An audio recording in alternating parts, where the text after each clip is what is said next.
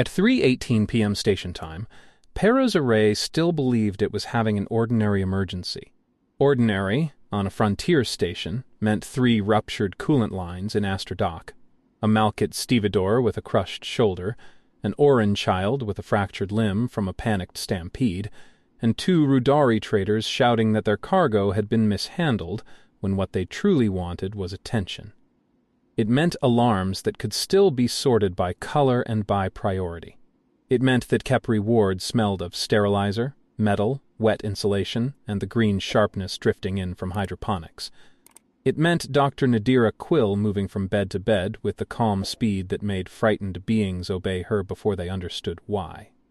Nadira had learned medicine in orbital clinics over Luna, in spinning habitats over Mars, and, later on, ships where every bad decision floated in the air long after it had been made. She had learned that blood behaved badly in low gravity, that panic traveled faster than infection, and that the first rule of emergency care was not compassion, though she possessed that in stubborn abundance. The first rule was order. So when she stood before a mixed class of aides and dock volunteers in Khepri Ward, she did not speak like a philosopher. She spoke like an engineer of survival. "Different chemistries," she said, tapping the display beside a Rhudari anatomical chart and then an Oran one. "Different tolerances, different organ layouts. None of that matters if the room loses pressure, if the patient loses heat, or if nobody can move because half your team is shouting. In a real mass casualty event, you begin with what will kill first: air, blood flow, shock, temperature, structural danger. If you can stop the emergency from growing, you save more lives than any miracle procedure ever will." Tovek Keshet, the Malkit dockmaster who had come to deliver a customs complaint and stayed to listen because Malkit distrusted wasted knowledge, was privately impressed. The Malkit had broad-ribbed torsos and thick cartilage crowns that made humans think of ancient helmets. Tovek thought of humans as creatures made of speed, noise, and alarming optimism. Yet this one spoke like a tug captain approaching a debris field. Deliberate, practical, unromantic. That impression stayed with him less than an hour before the station convulsed. The first sabotage charge did not sound dramatic. It sounded like a heavy door slammed somewhere inside the spine. Then the lights dipped. Then Spin hiccuped for half a breath and returned crookedly. Tools rolled in directions they should not have rolled. A child started crying in the corridor. Somewhere far off, metal screamed. On the command deck, Commander Ilian Sorel looked up from a routine cargo review just as 3 separate security feeds went black. He did not waste time asking whether it was an outage. The pattern was wrong. He had spent half his adult life on convoy escorts and salvage runs where trouble introduced itself by taking out sightlines first. "Seal the isotope lockers," he ordered. "Lock transit between Ilia Ring and the Spindle. Get me maintenance team maps." He was already moving when the second alarm arrived. External shield relay damage. That alarm froze half the bridge for one dangerous second. Everyone on Pheros Array knew what sat above the station's near horizon. A restless red star whose temper had shaped every wall, tank, and timetable here. Habitable worlds around red dwarfs came with cruel accounting. Their useful warmth lay close to the star, and close to the star meant flares. The frontier had learned to live beneath water shielding, regolith berms, magnetic fields, dense bulkheads, and schedules built around radiation forecasts. Pheros Array had been built to help survey traffic and ore haulers survive that kind of sky. Now someone had just damaged the Caldus Veil, the station's shield network. On the same day, a flare warning sat yellow on the board and climbing. In Aster Dock, the disguised maintenance contractors dropped the pretense. Panels came off weapons. Utility carts split open into portable jammers and breaching tools. Rhudari raiders moved with long-limbed precision, all jointed strength and dark scale plates flashing under station light. Their leader, Xal Neris, had chosen his timing well. He had also chosen his target poorly, though he would not understand that until much later. The first casualties reached Khepri Ward before security did. A ruptured service panel had flinsed an Orun crewman's flank. A human rigger staggered and half-blind from coolant burn. A Rhudari raider, struck by shrapnel when his own charge blew early, was thrown through the ward doors by two panicked civilians who did not care what uniform he had worn. Nadira saw them all at once, and, as always, the world became simple. Not kinder. Simple. She pointed. Blue drape, pressure seal now. Lynn, airway cart. Oren, warm blankets on everybody who's conscious. If they say they're fine, they are not fine until proven otherwise. Lynn Dastan, station systems tech turned volunteer medic, moved at once. Oren Bott, who had never intended to work medicine when he signed on as cargo support, obeyed because Nadira's voice had the useful quality of making argument feel childish. By 4:02 p.m., Khepri Ward was over capacity. By 4:11 p.m., station security reported that the saboteurs had split the spine, seized the shield control relays, and taken hostages in 2 sectors.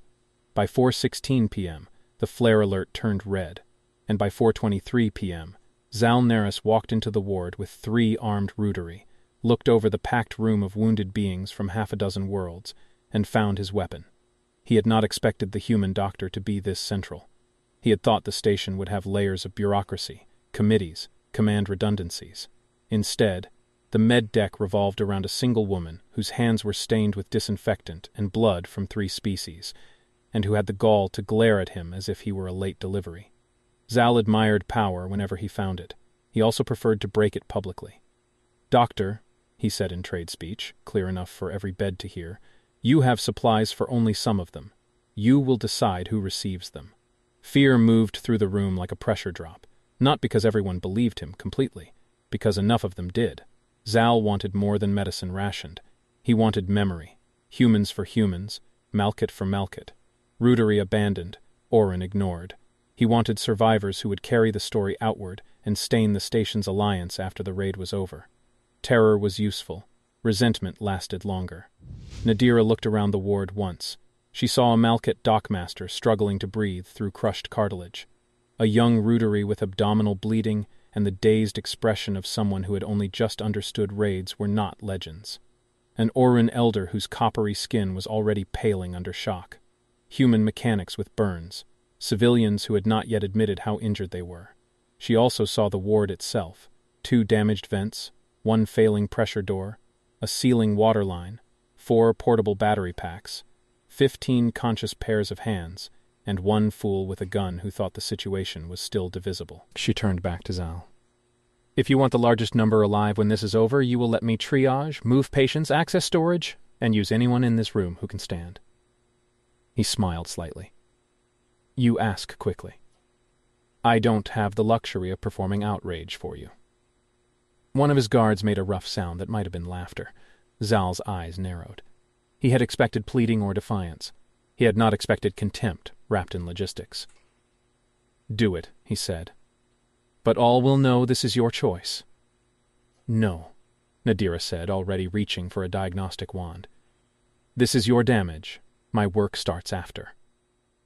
She began with the Rhudari. Not out of mercy alone, though mercy was there. Not out of strategy alone, though strategy was there too. The wounded raider nearest death had a chest wound that would kill in minutes but was still reversible. He was also visible to every armed Rhudari in the room. Saving him first destroyed the story Xal wanted. "Lynn, seal here. Oren, brace the shoulder. You, yes you," she snapped at one of the standing prisoners. An Oren cargo clerk, trembling so badly his tendrils were knotting. "Hold this line steady. If you let go, he drowns in his own blood." People obeyed jobs faster than fear. Nadira had learned that on the oldest human principle of crowd control, give the frightened something useful to do. Tovek's airway began to collapse while she was finishing the Rhudari. Malkit neck structures were notoriously difficult for non-specialists, layered with protective ridges that became traps when swollen. Nadira took one look, shoved the next triage slate into Oren's hands, and crossed the room. "Tovek," she said, "stay with me." His amber eyes rolled toward her. He had spent years thinking humans overtalked. In that moment her voice became the only thing in the room he trusted. She improvised with a pediatric scope, a trimmed suction sheath, and a flexible seal meant for a completely different species. It was inelegant, It was not in any clean manual. It worked. Tovek drew in a breath that scraped, then steadied. Around the room, a silent calculation changed. Beings who had feared being sorted by tribe now watched the human doctor save a Malkate, then an Orin, then another human, then a second Rhudari, without pause and without drama. She was not choosing favorites. She was choosing order. Xal recognized the shift and disliked it at once. He stepped closer. How many die while you pretend fairness exists? Nadira did not look up from cinching a vascular clamp. Fairness has nothing to do with it. Survivability does. Time does. Heat loss does. Whether your people keep waving weapons over sterile fields also matters. It was an insult, but more dangerous than that, it made practical sense. Xal hated being answered in terms that made his anger look irrelevant. While he glowered, Nadira built her counterattack. She put Orenbot on pressure seal and patient movement, because he had the shoulders for it, and the temperament to stay steady under shouting.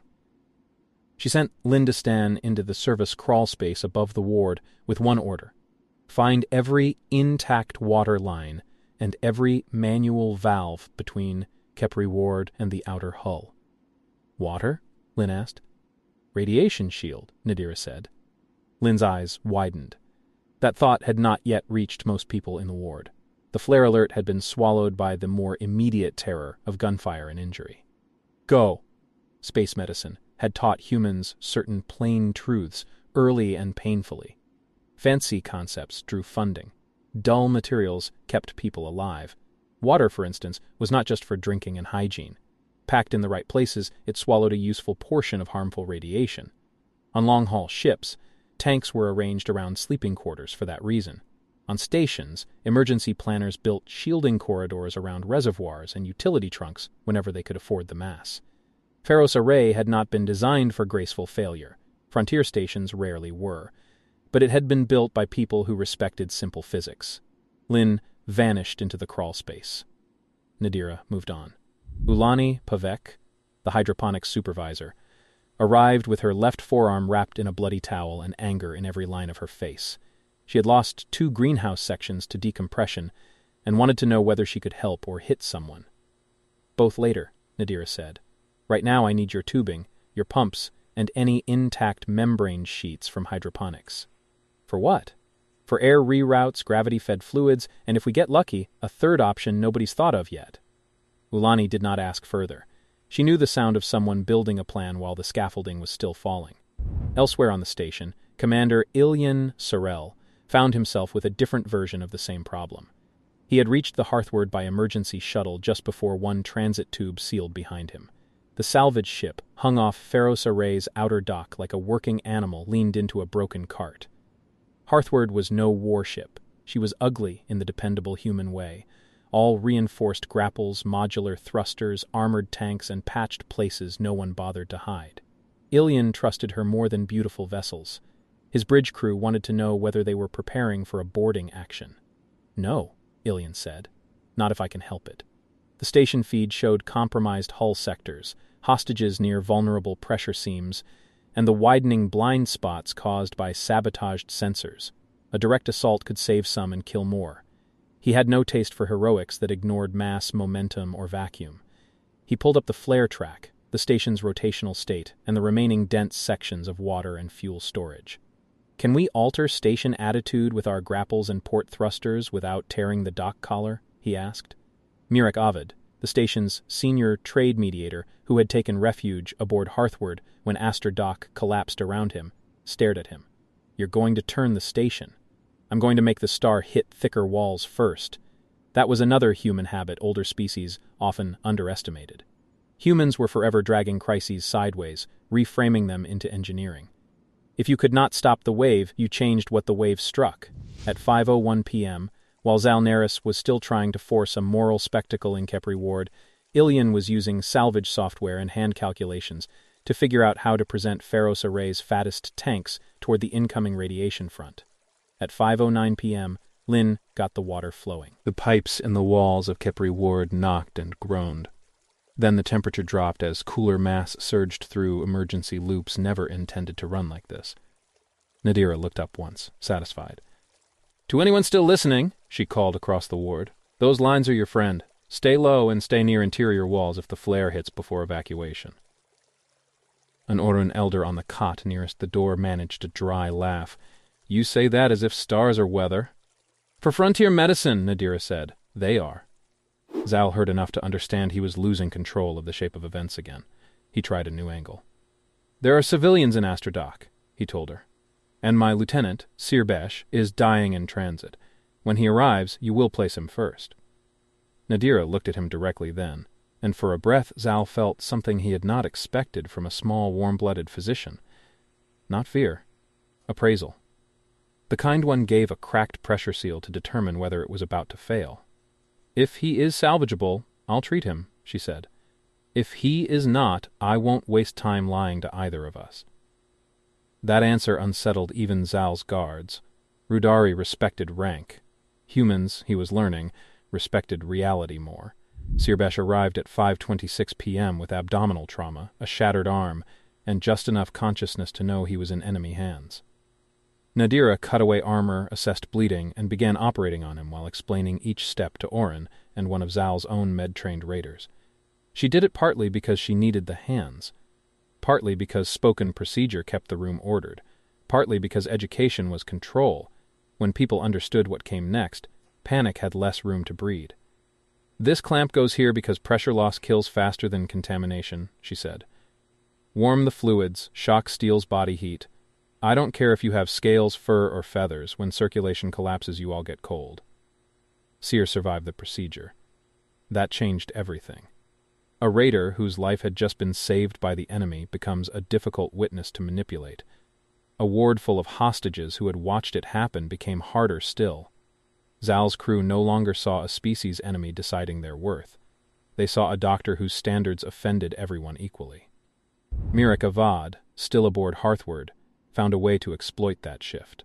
He and Nadira established a covert channel using requisition tags that passed through systems too mundane for the raiders to monitor closely. A request for sterile packs carried a vector correction hidden in supply codes. A blood chemistry warning flagged a weakened structural brace near Rennet's spindle. Human bureaucracies, often mocked across civilized space, had evolved under intense pressure from disaster. As it turned out, forms made excellent camouflage for rebellion. By 6:03 p.m., the flare front was less than an hour out.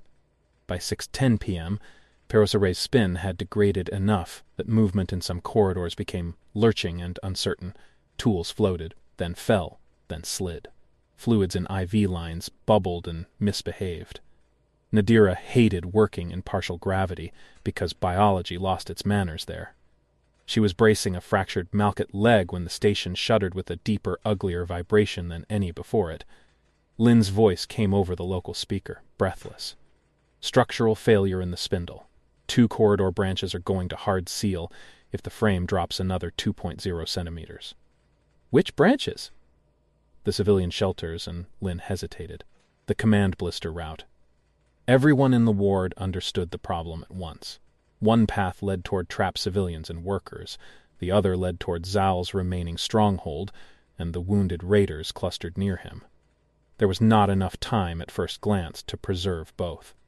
Xal saw his chance return. Seal the blister route, he said. My people withdraw. The civilians remain your burden.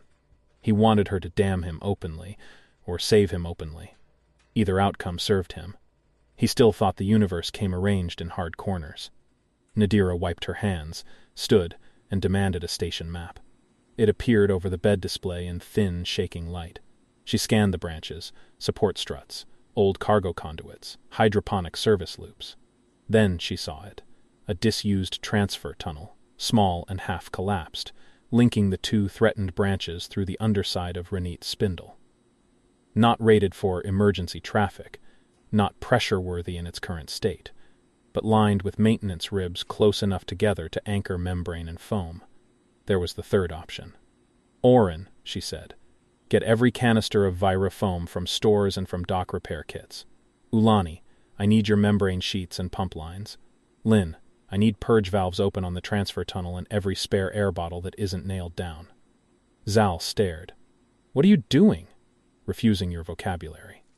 She moved with terrifying speed then, because truly difficult plans are often only a sequence of simple actions done without hesitation.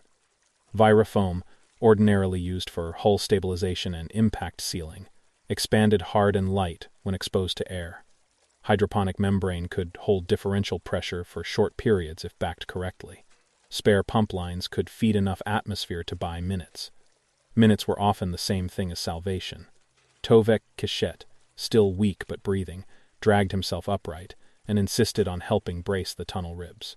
2 surrendered Rhudari joined him after looking once toward Xal and deciding that the human doctor had become the only authority on the deck worth following. Oran civilians held membrane in place with trembling hands while Oran sprayed foam around them in rising pale ridges. Ulani cursed every frontier budget that had ever underbuilt a service tunnel while rigging pump lines like a sculptor of desperation. Nadira coordinated it all with a mind that never stopped triaging. She knew who was near collapse, who merely thought they were, which species could tolerate higher carbon dioxide briefly, which could not, which stretchers could float through the narrow gap, which had to be carried. At 6:41 p.m., the improvised passage held pressure. Not much, not elegantly. Enough. Civilians began moving. So did wounded raiders. Xal had lost. He knew it before anyone said it aloud. He had tried twice to reduce the station to a cruel choice, and twice the human had built around him. That was when pride became fatal. He pulled back toward the exposed command blister with his last loyalists, dragging the stolen isotopes and route data he had come for. The blister sat on the edge of the station's damaged side. Outside the thickened mass, Ilion was slowly turning toward the star. If Xal detached in time, he might still escape. Murekavad heard the move through internal security feeds and swore softly. He's heading for the blister. Ilion's jaw tightened.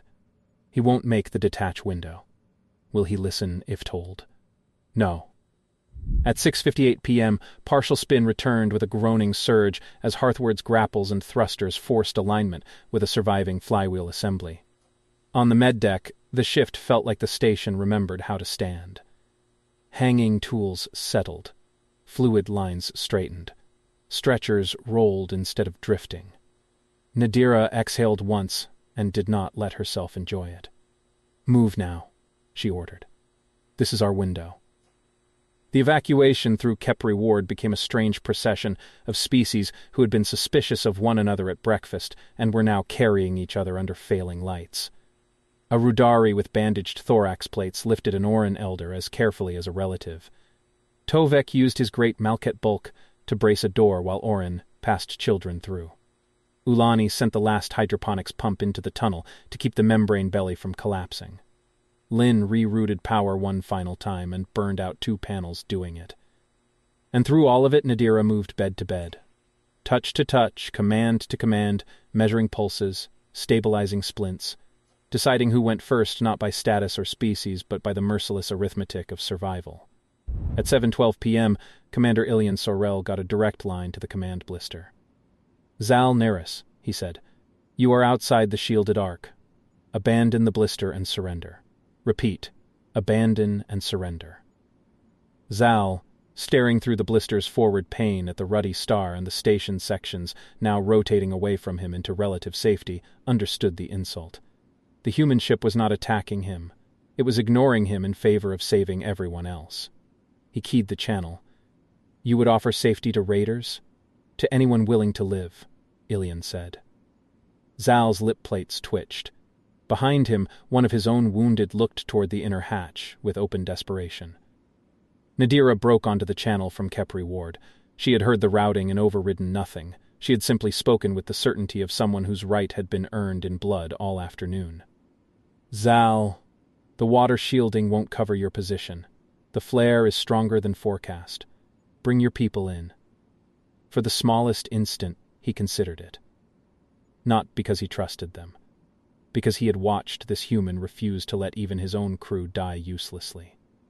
Then he saw Sir Besh, sedated and alive, being loaded onto an evacuation cradle in the background feed. Alive because Nadira had saved him. Alive to remember Xal's failure. Pride hardened. Pride has killed empires, species, and more than one clever raider. "No," Xal said. He cut the channel. At 7:19 p.m., the flare hit. It did not look like flame. Space rarely granted metaphors so neat.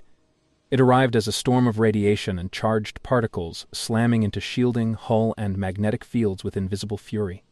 Alarms rose station-wide. External sensors bloomed white and died. The section's Ilion had turned into the blow, shuddered under the load.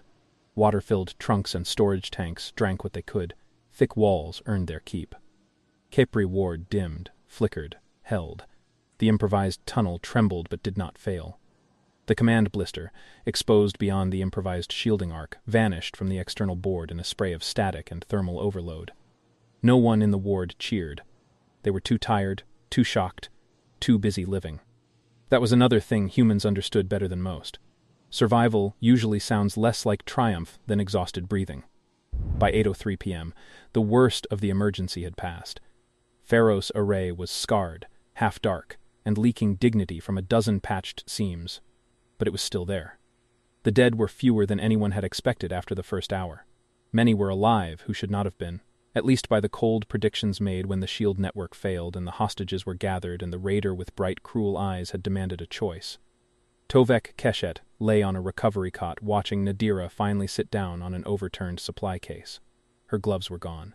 Her hands shook now that they were permitted to. Oren slept against the wall without meaning to. Lynn was still arguing with a maintenance panel from pure habit. Ulani had obtained tea from somewhere and was distributing it like a war prize. "You should rest," Tovek told Nadira. "So should you," she said. He considered her through half-lidded eyes. "I had thought humans won by force." Nadira gave a tired snort. "Force helps. Mostly we win by refusing stupid premises." That line would travel far. A week later, traders were already repeating versions of it at stations that had never seen Pheros Array. They said a human doctor had been cornered into naming who deserved treatment, and instead she had reorganized the emergency until the question itself became useless. They said humans trained medicine like field engineering, and field engineering like an act of stubborn mercy.